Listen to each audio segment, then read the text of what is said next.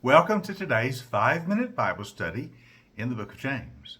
We're in James chapter 2. Today we start reading at verse 14.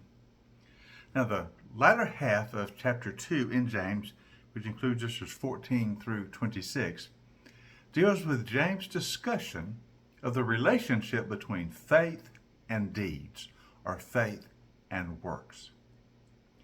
Now James understands, of course, that the heart of the gospel is that we're saved by faith.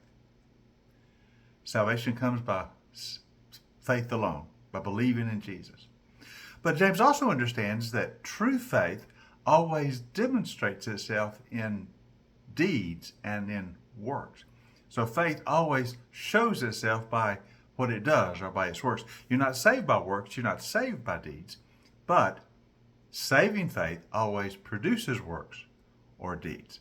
And James wants us to be certain we understand that and the relationship between faith and deeds. And so that's what he's discussing in verses 14 through 26. So let's begin reading at verse 14. What good is it, my brothers and sisters, if someone claims to have faith but has no deeds? Can such faith save them? Suppose a brother or sister is without clothing or daily food. And if one of you says to them, well, go in peace and keep warm and be well fed, and yet you do nothing about their physical needs, well, what good is that? In the same way, faith by itself, if it is not accompanied by action, is dead. And notice he shows quite clearly that true saving faith always demonstrates itself in deeds of righteousness or in works of love. He gives an example of caring for one another. If you see someone in need and you don't care for them, what good is it to say in faith, be well fed, but you don't do anything to feed them? You see, real faith demonstrates itself in action or in deeds or in works. Now, he's not saying that the works save us. He understands faith saves us, but real faith demonstrates itself in deeds. Notice he asked the question, if you have faith but no deeds, can such faith save them? Now, he's not saying, can faith save them? He's saying, can such a faith save them? A faith that does not authenticate itself in deeds is not real faith at all. So when he says, can such faith save them, he's talking about a faith that is not real, a faith that is not genuine. For authentic faith, true saving faith in Jesus, always demonstrates itself in deeds of love and of action. It walks in the way of Jesus.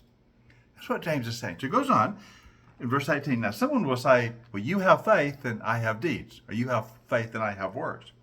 Show me your faith without deeds, and I will show you my faith by my deeds. Again, that relationship. I will show you my faith by my deeds. Yes, I'm saved by faith, and that faith is demonstrated in my deeds.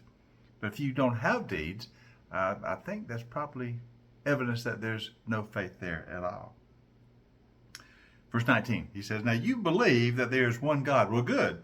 Even the demons believe that and shudder. Now, he's talking about he's not talking about saving faith when he talks about demons. Demons believe that there is one God. They know that God exists, but they have no faith in him. They have no trust in him. James is speaking about a faith that trusts God, a genuine faith that relies on God. That is saving faith. It's no good to say, yes, I believe that God exists, but I don't trust him. Demons do that. But real faith, trusting faith, saving faith, always shows itself in deeds. Now he goes on even more to another example. He says, you foolish person, do you want evidence that faith without deeds is useless? Well, let's consider Abraham. Was not our father Abraham considered righteous for what he did when he offered his son Isaac on the altar? You see that his faith and his action worked together, and his faith was made complete by what he did. And the scripture was fulfilled that says Abraham believed God, and it was credited to him as righteousness, and he was called the friend of God. You see that a person is considered righteous by what they do, and not simply by faith alone. Now use the example of Abraham, the same one Paul uses in the book of Romans, and he says Abraham believed God, and it was credited to him as righteousness. In other words, he was saved by faith. But Abraham's faith was real in that it demonstrated itself by his willingness to sacrifice Isaac on the altar, because he knew that God could be trusted to even raise Isaac from the dead if that was need be. You see, Abraham's faith, which saved him, was demonstrated by his deeds of trusting God and thus obeying God. And so is ours. We, like Abraham, must have saving faith. And the faith that saved Abraham was a faith that was demonstrated in his actions of obedience. And so it will be in ours. So James is simply saying, I want you to be people of faith, but a faith that is authenticated or demonstrated or shows itself in works and in deeds. You're not saved by the deeds. You're not saved by the works. You're saved by faith. Abraham believed God. That saved him. But his belief was demonstrated in his faith.